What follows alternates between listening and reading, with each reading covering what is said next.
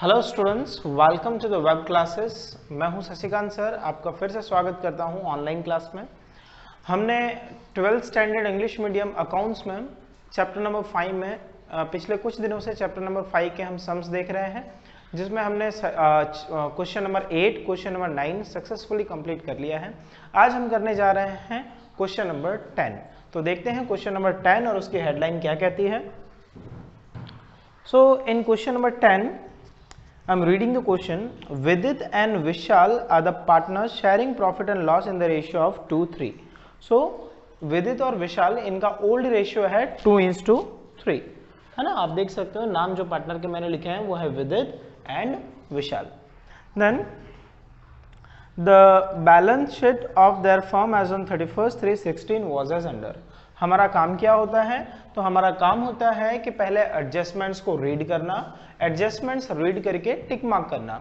तो चलते हैं एडजस्टमेंट की तरफ। आपके पास भी बुक होगा, बुक ले करके बैठना। मैं जैसे जैसे एडजस्टमेंट रीड करता जाऊं, आप भी अपने बुक में एडजस्टमेंट रीड करोगे और बैलेंस शीट पे टिक मार्क करोगे। ओके, तो मैं यहां पर रीड कर रहा हूं। They admitted Bunty on 1/4/16 as a new partner on the following terms. So Bunty को एडमिशन दिया गया है। Vidit will sacrifice 1/4 from his share and Vishal will sacrifice 1/8 from his share in the favor of Bunty. तो देखो ये बहुत ही अच्छी चीज दी है कि 1/4 and 1/8 डायरेक्टली आपको सेक्रीफाइस दिया हुआ है। ठीक है, तो विदित एंड विशाल, है ना। तो विदित कितना सैक्रिफाइस कर रहा है? सो विदित जो है वो सैक्रिफाइस कर रहा है 1/4 एंड विशाल सैक्रिफाइस कर रहा है 1/8। आपको सिर्फ एक छोटा सा काम ये करना है कि आपको जो है डिनोमिनेटर इक्वल करना है। यहाँ 8 है तो इसे भी 8 में कन्वर्ट करने के लिए आपको 2 से मल्टीप्लाई करना पड़ेगा। तो आप यहाँ पर डिनोमिनेटर में 2 से मल्टीप्लाई करोगे तो न्यूमरेटर में भी हमने 2 से मल्टीप्लाई करना है। तो 2 × 1 ये हो जाता है 2/8 और ये हो गया 1/8। तो हमारा सैक्रिफाइस रेशियो आ गया 2:1। ये है सैक्रिफाइस रेशियो जिसकी हमें बाद में जरूरत पड़ेगी। आगे चलते हैं। Bunty will bring 72,000 as capital and his share of goodwill in cash। मतलब 72,000 कैपिटल के लेके आ रहा है और गुडविल के पैसे अलग से वो लेकर के आएगा। वो हमें कैलकुलेट करना है कि कितना लेकर के आना है उसे। Goodwill of the firm is valid ₹32,000। Okay, जाने देते हैं। विदित and Vishal withdraw 50% of goodwill received by them. ये भी टिक मार्क नहीं होगा, ये डायरेक्टली सॉल्व होने वाला है। Provision for depreciation on machinery is to be made at 10%। तो मशीन जो है उस पर एक टिक मार्क करोगे। So tick mark on machinery. Then write off 3600 as bad debt from the debtors and provision for bad debt is to be maintained 15%। तो debtor पे टिक mark करो। ओके, उसके बाद मार्केट वैल्यू ऑफ इन्वेस्टमेंट। अच्छा, debtor पे double tick mark करना है, हाँ, क्योंकि दो एडजस्टमेंट है। डबल टिक मार्क मीन्स हमें उसके नीचे जो सॉल्व करने के लिए लाइंस रखनी है वो एटलीस्ट 3 to 4 लाइंस रखना है। मतलब जितने टिक मार्क उससे डबल लाइन। आगे, market value of investment is 9,000 which is to be recorded in the books. तो टिक मार्क करो इन्वेस्टमेंट पे, इन्वेस्टमेंट पे भी टिक मार्क कर दिया। Then claim of workman compensation accepted 30,000। तो वर्कमैन कंपेंसेशन पे टिक मार्क करो, है ना। लायबिलिटी पोर्शन में मिलेगा आपको 30,000। 10% of creditors are now not to be paid. Tick mark on the creditor. इतने टिक मार्क हमने कर लिए। अब हमारा काम क्या है? तो अब हम थोड़ा फास्ट फॉरवर्ड जाने वाले हैं। ठीक है, ऑलमोस्ट सारी चीज़ों को मैं डिटेल में एक्सप्लेन कर ही रहा हूँ। तो लायबिलिटी पोर्शन से हम सारी चीज़ें कॉपी करना स्टार्ट करेंगे रिस्पेक्टिव प्लेसेस पे। ठीक है, लायबिलिटी में सबसे पहला है कैपिटल। तो कैपिटल जो है कैपिटल अकाउंट के क्रेडिट साइड में लिखा जाएगा इस तरह से, बाय बैलेंस ब्रॉट डाउन। विदित 48,000, विशाल 60,000, बंटी, ये तो नया पार्टनर है, इसका होगा ही नहीं। Okay, then contingency reserve. देखो कंटिंजेंसी रिजर्व ना डिस्ट्रीब्यूट हो जाता है, हाँ, क्योंकि ये हमारे पार्टनर्स का है। कंटिंजेंसी रिजर्व मतलब कि कोई इमरजेंसी सिचुएशन के लिए जो रिजर्व रखा जाता है वो। तो अगर कोई इमरजेंसी नहीं आई है तो वो पार्टनर्स डिस्ट्रीब्यूट कर लेंगे। तो डिस्ट्रीब्यूट कर देते हैं 9,000 बाय कंटिजेंसी रिजर्व, ठीक है।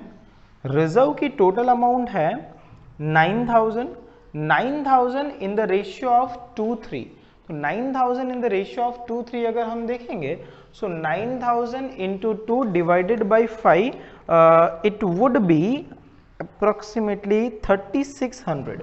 तो कंटिजेंसी रिजर्व डिस्ट्रीब्यूट हो जाएगा 3600 एंड 5400 फॉर द विशाल। बंटी में होगा अगेन डैश। चलते हैं फिर वर्कमैन कंपेंसेशन रिजर्व। तो कंपेंसेशन वाली लाइन ना साथ में सॉल्व कर लेनी होती है, ठीक है। तो कंपेंसेशन रिजर्व हमारा है 24,000 बुक में। क्लेम कितना है? तो क्लेम वाली लाइन जो है वो है number 8, adjustment number 8। So claim of workman compensation is accepted ₹30,000। सो 30,000 का क्लेम आया, हमारे पास है 24,000, तो 6,000 का और लॉस हुआ है ना। तो लॉस की इफेक्ट जो है हम रिवैल्यूएशन अकाउंट में देंगे। तो पहले बैलेंस शीट में लिख देते हैं यहाँ पर क्या, वर्कमैन कंपेंसेशन क्लेम,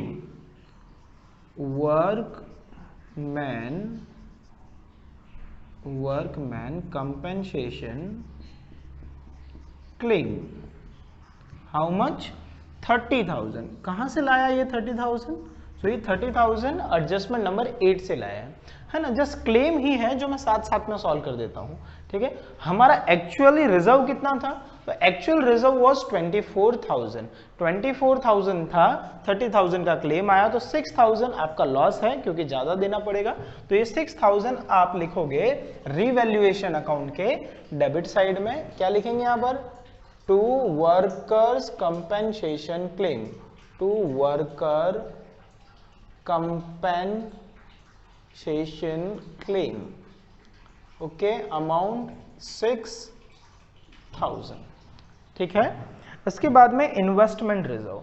देखो इन्वेस्टमेंट रिजर्व ना डिस्ट्रीब्यूट होता है पार्टनर के बीच, लेकिन चेक कर लेना है क्या इन्वेस्टमेंट सामने है, और अगर है तो क्या वहां पर टिक मार्क है। तो मैं देख रहा हूं कि इन्वेस्टमेंट पे टिक मार्क है, तो इन्वेस्टमेंट रिजर्व अभी सॉल्व नहीं होगा, जब हम इन्वेस्टमेंट सॉल्व करेंगे तब ये सॉल्व होगा।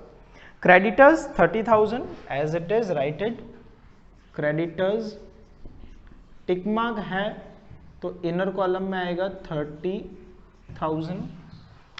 Then bad debt reserve. देखो बैड डेट रिजर्व जो है 1800 दिया हुआ है, चेक कर लो क्या डेटर पे टिक मार्क है। हाँ डेटर पे टिक मार्क है, दो टिक मार्क है, तो बैड डेट रिजर्व भी डेटर के साथ ही सॉल्व किया जाएगा। क्लियर? तो हमने दो चीजें रख दी, एक इन्वेस्टमेंट रिजर्व बाकी रह गया, ठीक है, और दूसरा रह गया bad debt reserve. Asset portion में आते हैं तो बिल्डिंग है 66,000 की, इसे मैं लिख रहा हूं एज इट इज बिल्डिंग। क्या बिल्डिंग पे टिक मार्क है? तो नहीं है कोई टिक मार्क, 66,000 अमाउंट के कॉलम में ये लिखा, ठीक है। उसके बाद मशीनरी 30,000, सो मशीनरी पे एक टिक मार्क है, इनर कॉलम में लिखा जाएगा मशीनरी अमाउंट कितनी है, सो अमाउंट इज 30,000। इसके बाद स्टॉक 18,000, सो क्या स्टॉक पे टिक मार्क है, चेक करो। नहीं, स्टॉक पे कोई टिक मार्क नहीं है, तो अमाउंट के कॉलम में आएगा 18,000। फिर डेटर्स डबल टिक मार्क है 39,600, डेटर्स 39,600 डबल टिक मार्क है, तो अप्रोक्सीमेटली 4 लाइंस की स्पेस रखनी है आपको, मेरे लिए इतना 4 लाइन होगा। इसके बाद में है बैंक, तो बैंक अकाउंट तो मैंने बनाया हुआ है, to balance brought down amount कितनी है, so amount is 8,400 and investment is 18,000, tick mark है, तो investment is 18,000। Hopefully you got this point, okay. इतना काम हो जाता है, हमने ये पूरा बैलेंस शीट रिस्पेक्टिव जगह पर भेज दिया, जो जहां जाने वाली थी। हमने दो चीजों को बाकी रखा, एक इन्वेस्टमेंट रिजर्व और दूसरा बैड डेट रिजर्व, तो इसे हम एडजस्टमेंट के साथ सॉल्व करेंगे। अब पहला एडजस्टमेंट मैं रीड कर रहा हूं, विदित will sacrifice 1/4 from his share and Vishal will sacrifice 1/8 from his share in favour of Bunty. तो ये हमने सेक्रीफाइस फाइंड कर लिया। बस हमें एक चीज और चाहिए, बंटी का शेयर कितना होगा। तो बंटी का शेयर मतलब विदित और विशाल का प्लस करेंगे तो बंटी का मिल जाएगा। So share of Bunty, Bunty's share, तो बंटी का शेयर कितना होगा 2/8 प्लस 1/8, 2/8 प्लस 1/8, आंसर 3/8। तो बंटी का जो शेयर है वो होगा 3/8। आगे चलते हैं। Bunty will bring 72,000 as capital, 72,000 as capital. तो कैश अकाउंट के डेबिट में लिखेंगे पहले उसके entry, cash comes in, so entry होगी to Bunty's capital account, sorry to Bunty's capital account, amount 72,000। Okay, then 72,000 की सेकंड इफेक्ट होगी कैपिटल अकाउंट में बंटी के 72,000 है, लेट मी चेक, क्योंकि लास्ट वाले सम में आई वॉज मिस्टेकन। सो 72,000 यहाँ हम क्या लिखेंगे, by cash oblique bank account, ठीक है। Instead of that you can write bank account. Then and his share of goodwill in cash, तो वो अपना गुडविल जो है वो कैश लेकर के आएगा। तो पहले हमें ये पता करना है कि उसका गुडविल होता कितना है। अभी तो गुडविल तो हमारे पास है ही नहीं, आगे वाले एडजस्टमेंट में गुडविल की वैल्यू दी है, goodwill of the firm is valid ₹32,000। तो फर्म की गुडविल जो है वो 32,000 वैल्यू की गई। तो 32,000 के according see the goodwill is 32,000, हाँ, इस 32,000 के अकॉर्डिंग बंटी का शेयर है 3/8, सो इंटू 3/8, सो 8 से डिवाइड करेंगे it would be 4,000, 4 into 3 12,000, so answer is 12,000 rupees. तो बंटी 12,000 रुपीज लेकर के आएगा किसके, प्रीमियम फॉर गुडविल के। तो प्रीमियम फॉर गुडविल की इफेक्ट होगी कैश एंड बैंक अकाउंट के डेबिट साइड में, क्या लिखेंगे, to premium for goodwill, goodwill amount कितनी है, सो अमाउंट इज 12,000। अब आप अच्छे से जानते हैं प्रीमियम फॉर गुडविल का हम क्या करते हैं। सो प्रीमियम फॉर गुडविल जो है वो रिटर्न वो डिस्ट्रीब्यूट कर लिया जाता है ओल्ड पार्टनर के द्वारा। कौन से रेशियो में डिस्ट्रीब्यूट करते हैं, सेक्रीफाइस रेशियो में। और सेक्रीफाइस रेशियो यहां पर क्या है, 2:1। तो ये सेक्रीफाइस रेशियो में हम डिस्ट्रीब्यूट कर देंगे 2:1, है ना। ये 12,000, तो 12,000 का 2:1 रेशियो करेंगे तो 8,000 और 4,000 आएगा। रेशियो में डिस्ट्रीब्यूट करना होपफुली आपको अच्छे से आता है, चैप्टर नंबर 1 में 3 में आपने यही सीखा है। ओके, तो यहां पर बाय प्रीमियम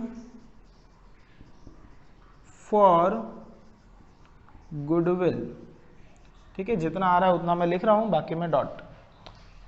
विदित will get 8,000, Vishal will get 4,000, Bunty dash. Clear है इतना। उसके बाद में इसके बाद आगे चलते हैं हम। इसके बाद का जो एडजस्टमेंट है वो है Vidit and Vishal withdrew 50% of goodwill received by them. तो उनको देखो विदित को मिला है 8,000, विशाल को मिला है 4,000। इसमें से 50% वो विड्रॉ करते हैं। तो विड्रॉ करेंगे तो रिवर्स इफेक्ट आएगी डेबिट में। तो डेबिट साइड में यहाँ लिखना है आपको to cash account, to cash oblique क्या लिख सकते हो, बैंक अकाउंट 50%। तो 8,000 का 50% होगा 4,000 और 4,000 का 50% होगा 2,000। इसकी सेकंड इफेक्ट कैश अकाउंट के क्रेडिट में आएगी। तो कैश अकाउंट के क्रेडिट में लिखोगे आप बाय, नाम क्या है, विदित, तो by Vidit capital account, by Vidit's capital account 4,000, by Vishal's capital account, by Vishal's capital account कितना, 2,000। होपफुली ये आपको अच्छे से समझ में आ गया होगा। इसके बाद है provision for depreciation on machinery is to be made 10%। Okay, तो 10% आपको डेप्रिसिएशन रखना है मशीनरी पे। ये रहा मशीनरी, इसमें माइनस कर देते हैं, माइनस डेप्रिसिएशन। 30,000 का आप 10% करोगे कितना होता है? So that is 3,000। 30 minus 3,000 it would be 27,000। Clear? 3,000 depreciation हमारा एक्सपेंस है। एक्सपेंस जो है वो रिवोल्यूशन अकाउंट के डेबिट में आएगा। तो ये रहा रिवोल्यूशन अकाउंट। रिवोल्यूशन के डेबिट में हम लिखते हैं टू मशीनरी अकाउंट। अमाउंट कितनी है? So it is 3,000। आगे चलें तो अगला जो है राइट ऑफ 3600 एज बैड डेप्ट। तो ये रहा डेटर, इसमें से माइनस करो बैड डेप्ट, माइनस बैड डेप्ट। How much? 3600।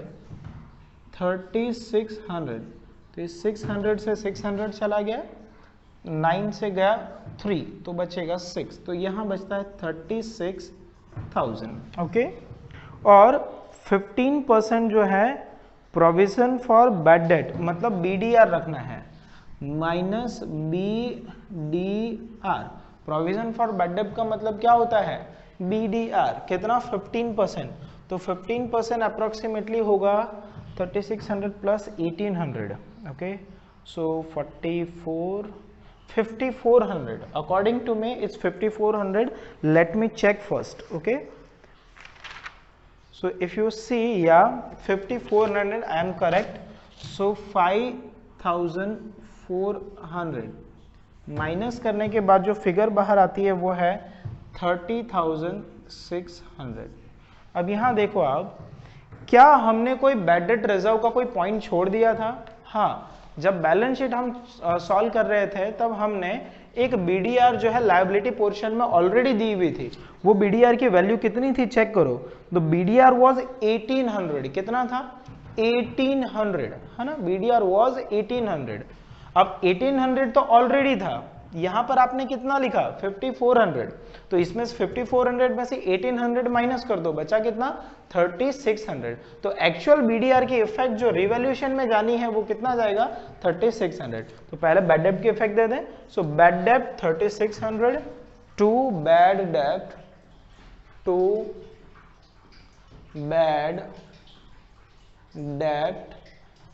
3600 and to BDR account कितना? 3600। दोनों 3600। मेरे ख्याल से आपको समझ में आ गया होगा ये 3600 क्यों, क्योंकि यहां पर 5400 है, 1800 already was there. So how much you increased? So you increased 3600, so effect would be given with the amount 3600. so hopefully you are getting my point, okay, and you are clear with it. आगे चलते हैं। the next, sorry where I am, yeah, हाँ, तो 6 number का adjustment solve हो चुका है। Market value of investment is 9000। देखो इन्वेस्टमेंट एक्चुअल कितना है?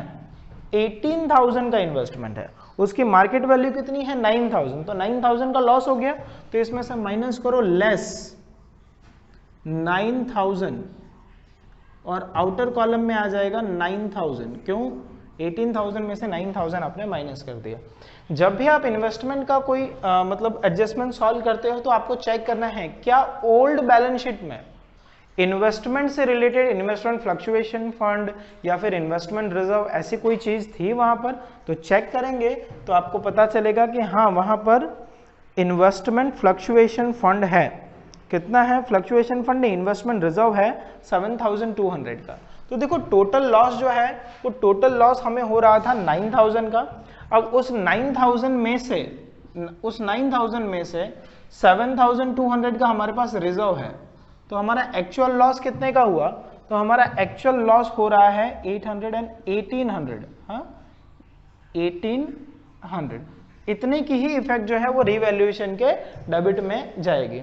होपफुली आपको आइडिया आ रहा है। देखो वापस से कह रहा हूँ, हमारा लॉस है 9000 का, इन्वेस्टमेंट रिजर्व है 7200 का, वो माइनस कर दिया तो बचता है 1800। वो 1800 की इफेक्ट कहाँ जाएगी? वो 1800 की इफेक्ट जाएगी रिवैल्यूएशन के डेबिट में। यहाँ हम लिखेंगे to investment account, to investment account कितना है? 1800। होपफुली आपको अच्छे से समझ में आ रहा होगा। ओके, इसके बाद में है क्लेम, वो ऑलरेडी सॉल्व हो चुका है। 10% of creditor are now not to be paid. 10% आपको पे नहीं करने हैं, तो क्रेडिटर में से माइनस कर दो, माइनस नॉट टू पे, नॉट टू पे 10%। 10% मतलब 3000 होगा, बचा कितना? 27000। ये 3000 आपका प्रॉफिट है क्योंकि आपको पे नहीं करना है, तो वो रिवैल्यूएशन के क्रेडिट में आएगा by creditor account, creditors account कितना? 3000। सो होपफुली मैंने सारे एडजस्टमेंट अच्छे से सॉल्व कर दिए। हमारे जो दो टॉपिक छोड़ दिए थे मैंने स्टार्टिंग में, वो भी कवर हो गया। एक बीडीआर का पॉइंट छोड़ा था जो कि डेटर के साथ पूरा हो गया, और दूसरा इन्वेस्टमेंट रिजर्व का पॉइंट हमने लेफ्ट किया था, वो भी इन्वेस्टमेंट के एडजस्टमेंट के साथ में पूरा हो गया। अब हमारा काम यह है कि 1 बाय 1 सारे अकाउंट को क्लोज करना। मैं एक बार सारे चीज़ें चेक कर लेता हूँ क्रेडिट, तो क्या है कि मिस्टेक होने के चांस ना रहे। 6000 and total 5 values are there. Yes, total 5 values are there. यहाँ पर डेबिट साइड का टोटल जो है वो ज़्यादा है, क्योंकि आप यहाँ देख सकते हो क्लियरली डेबिट में ही सारी वैल्यूज आई है, क्रेडिट में सिर्फ एक 3000 ही है। तो इस साइड का टोटल होता है 18000, ठीक है। यहाँ सेम टोटल लिखा जाएगा 18000। डेबिट साइड का टोटल ज़्यादा था, इसीलिए हम इसे कहेंगे डेबिट बैलेंस। डेबिट बैलेंस जो है वो हमारे लिए लॉस है। क्या है? लॉस है ना। 3000 माइनस किया तो 15000 बचा। ये 15000 जो है ओल्ड रेशियो में डिस्ट्रीब्यूट कर लिया जाएगा to capital account, to capital account. हमारे कितने पार्टनर्स हैं? हमारे पास विदित एंड विशाल 2 पार्टनर्स हैं। सो विदित फर्स्ट एंड विशाल सेकंड, ठीक है। दोनों को डिस्ट्रीब्यूट कर दो, ये 15000। सो 15000 अगर आप डिस्ट्रीब्यूट करोगे ओल्ड रेशियो कितना था? तो ओल्ड रेशियो आप हेडलाइन में चेक कर लो, 2:3। 2:3 में अगर आप डिस्ट्रीब्यूट करते हो तो टोटल होता है 3000। तो पहले वाले को मिलेगा 6000, 2 3 है ना, okay 6000, and second one will get 9000। Hopefully you are clear with it. ये सेम जो लॉस है ना, ये लॉस क्रॉस इफेक्ट होगी, मतलब ये क्रेडिट है तो यहाँ से आएगा डेबिट साइड में पार्टनर कैपिटल अकाउंट के। यहाँ हम लिखेंगे टू किस अकाउंट से लेकर के आए? तो रेवोल्यूशन अकाउंट से लेकर के आए, तो रेवोल्यूशन अकाउंट का नाम to revaluation account, okay. Vidit loss is 6000 and Vishal loss is 9000, Vishal's loss is 9000। अब आपको 1 बाय 1 कैपिटल अकाउंट क्लोज करना है, तो कैपिटल अकाउंट मैं पहले क्लोज कर रहा हूँ विदित का, ठीक है। अकाउंट क्लोज करते टाइम नीचे डबल लाइन होना जरूरी है ना, ओके। सो टोटल ऑफ विदित इज 48, 3600 and 8000. Total is 59,600, 59,600, 59,600। इस 59,600 में से 10,000 माइनस हो जाएगा, तो इट वुड बी 49,600, ओके। इसके बाद में विशाल का टोटल है 69,400, 69,400, सेम 69,400। इसमें से हम माइनस कर देंगे 11,000, तो बचेगा 58,400 या 58,400। बंटी का टोटल मैं खुद कर लेता हूँ 72,000, यहाँ पर 72,000, 72,000 माइनस नथिंग इज 72,000। ये जो है इसे हम कहेंगे बैलेंस कैरी फॉरवर्ड। इसके सामने लिखा जाएगा टू बैलेंस कैरी फॉरवर्ड। ये बैलेंस जो है ना, ये 58,000 है। Let me clear it. Okay, 58,000 है। ये बैलेंस जो है वो बैलेंस शीट के लायबिलिटी पोर्शन में लिखेंगे हम। तो लायबिलिटी पोर्शन में आ जाएगा विदित, विशाल एंड बंटी। विदित, विशाल एंड बंटी। ओके, सबसे टॉप में जो जगह रखते हैं हम वहां पर। विदित का कैपिटल है 49,600, 49,600। उसके बाद में विशाल है 58,400, 58,400 and Bunty's capital is 72,000, 72,000। Clear. Ultimately last में इन तीनों का टोटल करके अमाउंट बाहर लिखना है। तो टोटल तीनों का है 1,80,000, 1,80,000 इज द टोटल।